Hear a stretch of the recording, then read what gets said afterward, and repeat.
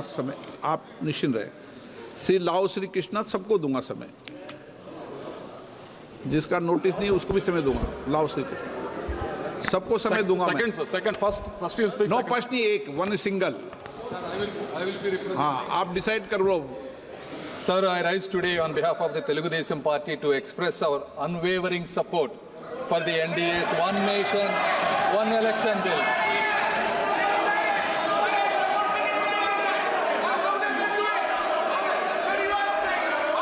Sir, our party's... Sir, our party's guiding force, Sri Nara Chandrababu. एक minute. Rule 72 में है, लेकिन एक मिनट, हमने वक्त के समय भी सभी माननीय संसदीय कार्य मंत्री जी आप बोलिए ना कुछ। आपने अध्यक्ष महोदय जी, आपने शुरू में हाउस का सेंस लेकर के बहुत ही क्लियर शब्दों में आपने कहा कि पहले उसका उदाहरण भी आपने दिया और दो बिल्स को एक साथ क्लब करके चर्चा का समय एक साथ करेंगे, लेकिन उसका प्रेजेंटेशन अलग होगा। साथ साथ में ये भी कहा, क्योंकि नोटिस एक पार्टी से कई नोटिस आए हैं, किसी पार्टी से नहीं आया, लेकिन विषय गंभीर है, इसीलिए अध्यक्ष ने कहा कि सारे पॉलिटिकल पार्टी लीडर्स को, सारे अध्यक्ष जी ने ऑलरेडी कहा सारे पॉलिटिकल पार्टी का लीडर्स को, फ्लोर लीडर्स को इसमें मत रखने का मौका देंगे, ये अध्यक्ष ने कहा है। और ऑल द फ्लोर लीडर्स मतलब सब पॉलिटिकल पार्टी, आप सिर्फ इस संसद को रिप्रेजेंट नहीं करते हैं, हर एक पॉलिटिकल पार्टी का रिप्रेजेंटेटिव है इसमें, सबको बोलने का मौका मिलना चाहिए।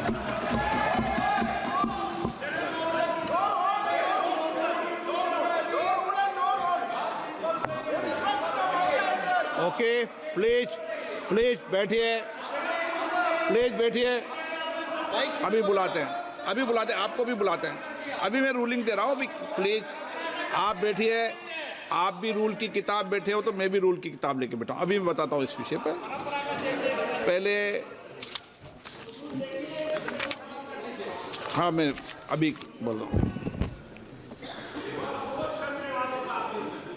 हाँ, आप बैठे बैठे टिप्पणी मत कीजिए।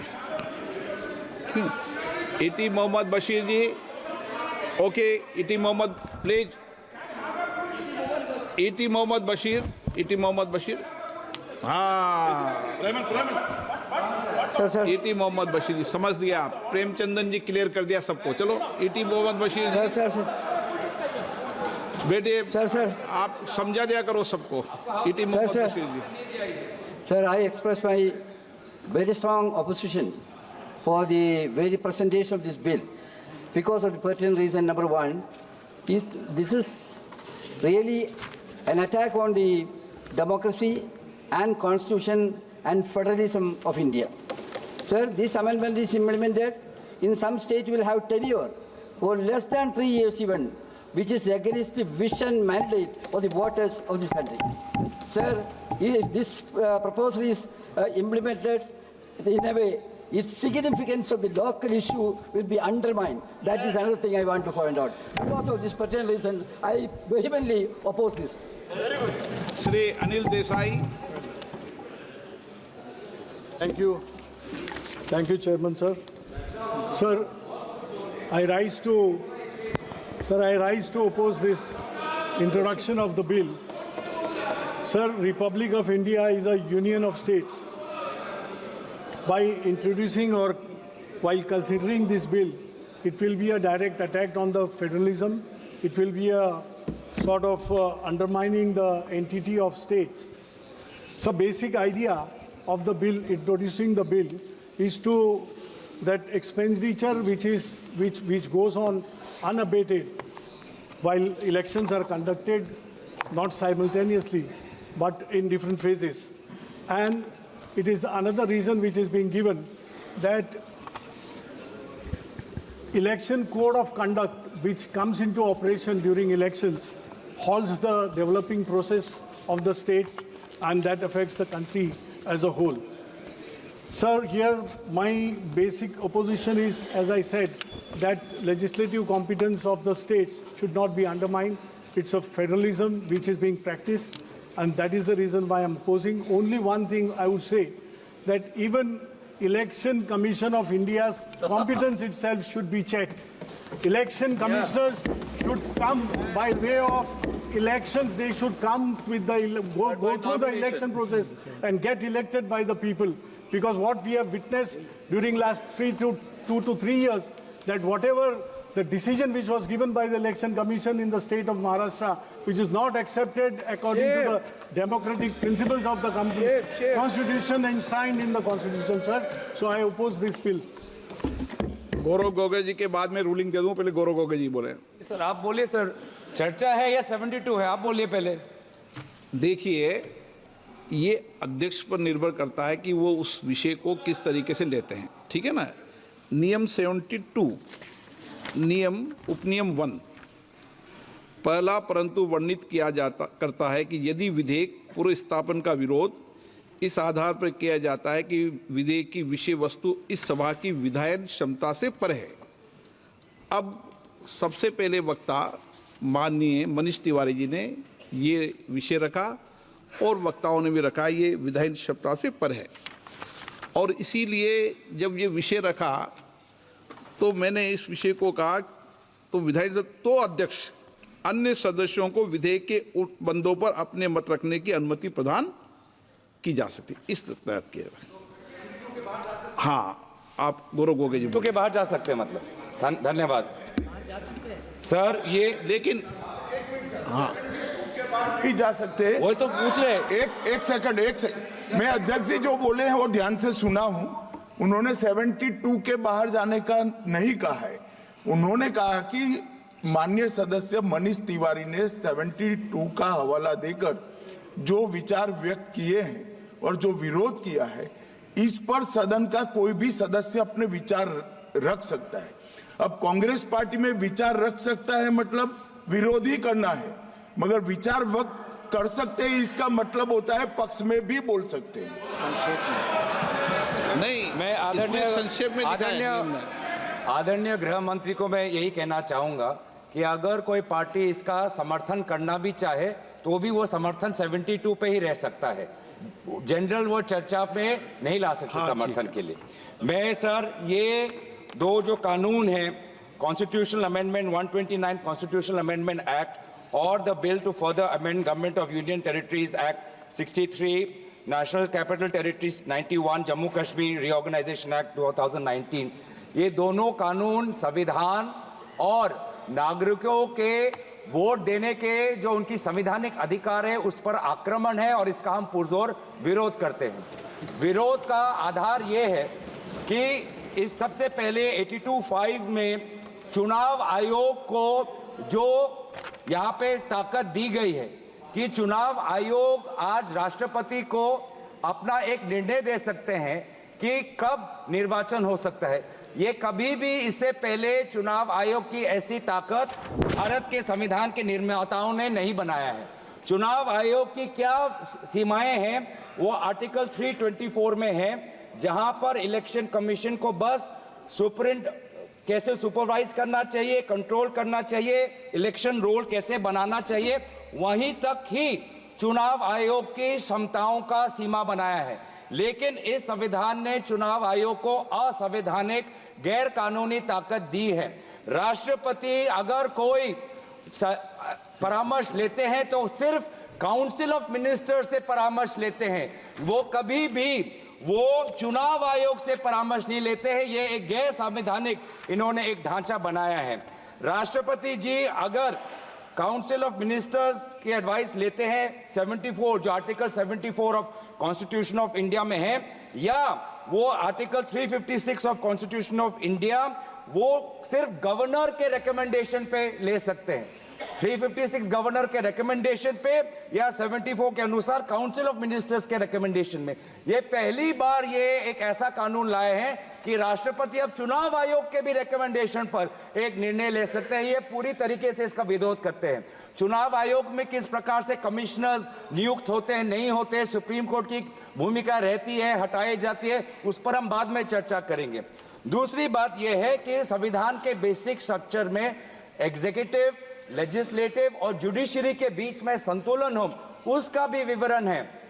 आज इस बिल के द्वारा आदरणीय राष्ट्रपति जी को ज्यादा शक्ति दिया गया है कि वो अपने सुपरिंटेंडेंट से एक नए 82A के द्वारा अब वो विधानसभाओं को भंग कर सकती है। ये एक्सेसिव पावर इस बिल में चुनाव आयोग को भी दिया गया है और राष्ट्रपति जी को भी दिया गया है। और यहाँ पे जो मुद्दा उठाया है कि चुनाव आयोग का ये जो खर्च है कम करना चाहते हैं, चुनाव आयोग के खुद उन्होंने कबूल किया है कि 2014 की चुनाव आयोग में कितना पैसा खर्च हुआ, लगभग 3,700 करोड़।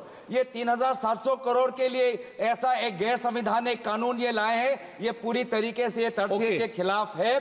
हम दोबारा कहना चाहते हैं कि संविधान और एक नागरिक जो आर्टिकल 14 जो उसको वोट देने का अधिकार देते हैं, वो जब वोट देता है तो हमारे संविधान में लिखा है कि जो 5 ईयर टर्म है आर्टिकल 83(2) में हाउस ऑफ पीपल को और आर्टिकल 172(1) में जो 5 ईयर टर्म है उसके साथ खिलवाड़ नहीं कर सकते।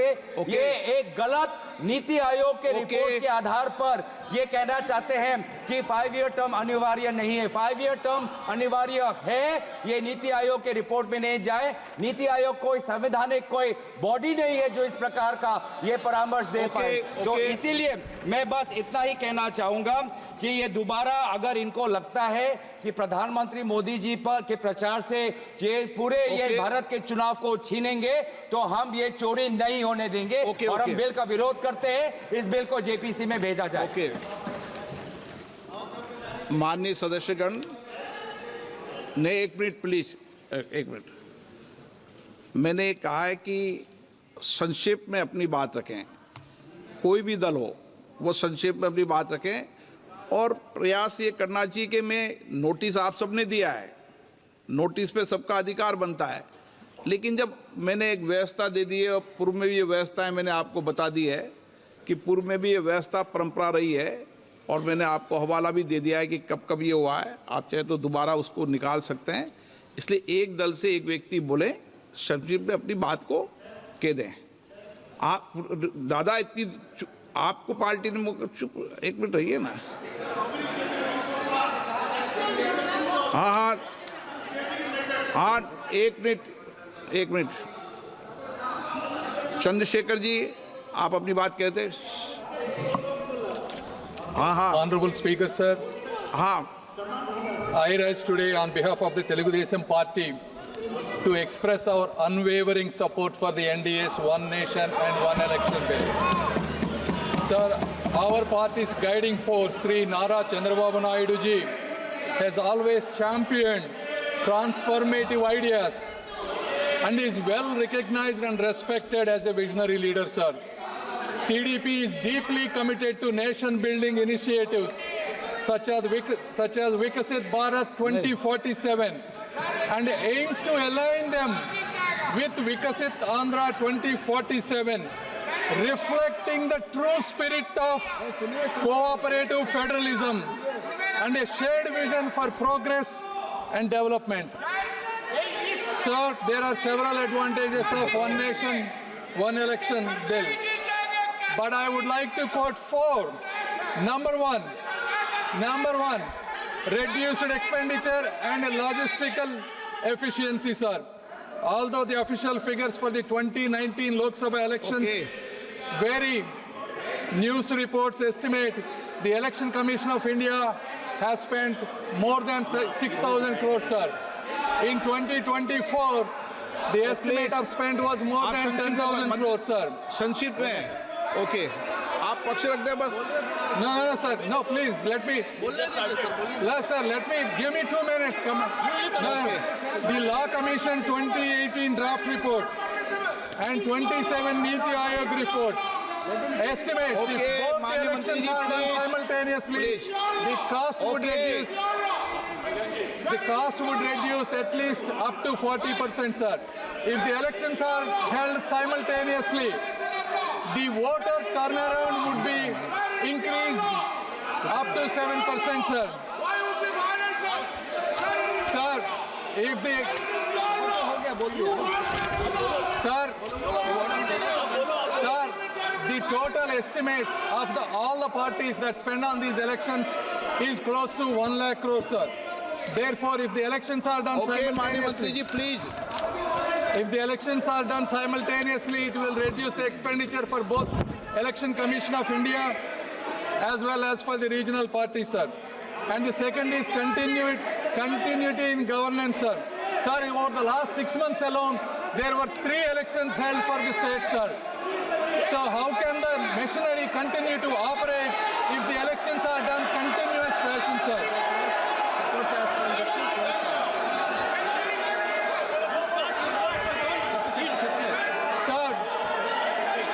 Sir, fourth and probably the most important, sir, in this age, election campaigns amplified by media and technology no longer remain regional, but continuously influence the entire nation, creating large-scale ripple effects, sir. This constant political messaging encourages deep polarization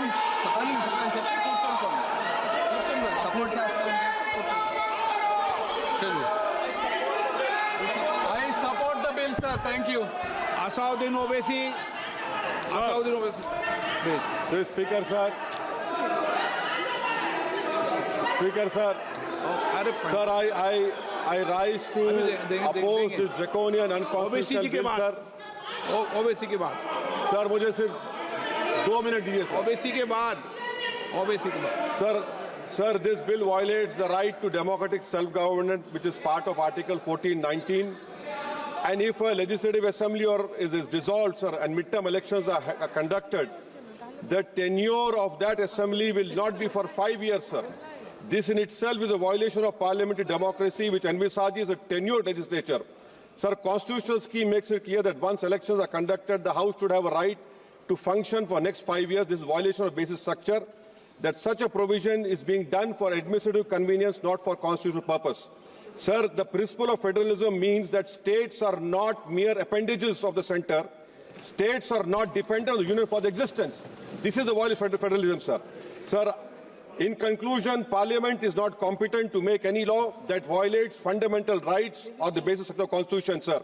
This bill indirectly introduced a presidential style of democracy. This bill is based on maximizing political gain and convenience. This bill will finish off regional parties. This bill is only brought in to massage the ego of the supreme leader. Thank you, sir. I oppose this bill. K. Radhakrishnan.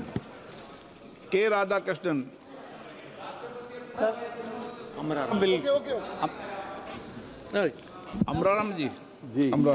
माननीय अध्यक्ष महोदय, जो संविधान संशोधन 129 में जो संशोधन लाने के लिए लाए हैं बिल, मैं और मेरी पार्टी इसका विरोध इसलिए करती है कि ये बिल इस देश की संवैधानिक संस्था संविधान और जनतंत्र को खत्म करके तानाशाही की ओर बढ़ने का काम है। इससे ज्यादा कुछ नहीं है, क्योंकि आप खर्चे की बात करते हैं, जिसको 1 साल होगा उसके 4 साल में आपके जनतंत्र की हत्या करने का काम ये संविधान संशोधन, ये जो बिल लेके आए हैं, ये करने का काम करेगा। आइंदा भी निश्चित रूप से आप बताइए, लोकल बॉडी जो पंचायत और नगर पालिकाएं स्टेट गवर्नमेंट का है, उसको भी आप लेना चाहते हैं। क्यों लेना चाहते हैं कि एक हमारा ही चलेगा, बाकी देश का किसी भी राज्य का जो भिन्न भिन्न संस्कृति है, भाषा है, उसके अनुसार हमारे देश के संविधान ने उनको राज्यों को बनाया है, उनकी